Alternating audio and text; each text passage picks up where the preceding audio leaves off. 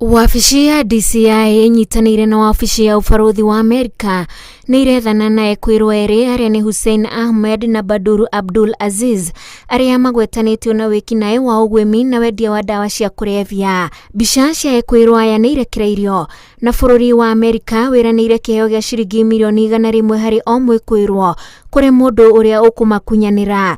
I joined Director Kanodi today in announcing 2 rewards of up to $1 million each for information leading to the arrest and conviction of fugitives Abdi Hussein Ahmed and Badru Abdul Aziz. Information, nobody even going to know that to give us information because the line is encrypted in a manner that you can never be identified by anybody, not even an investigator or the person receiving that call from you will ever know. Abdi Hussein Ahmed aragwetanio no maramari wa ũgwĩmi na wendia wa ndawa, nake Badru Aziz Saleh akigwetanio na wendia wa ndawa cia kũrebia no marutithanagia wĩra hamwe. Abdi Hussein Ahmed and Badru Abdul Saleh have been on the run and they remain wanted fugitive as a given. That number is 1-844-397-8477 or again at the DCI's tip line at 0800-722-203.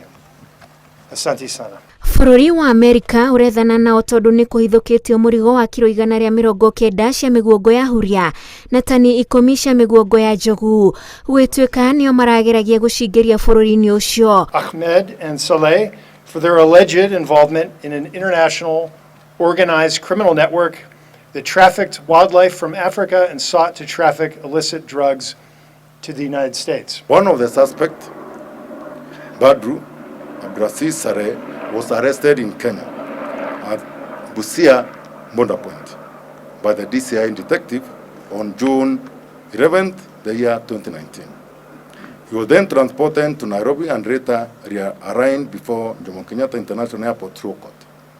On July 12th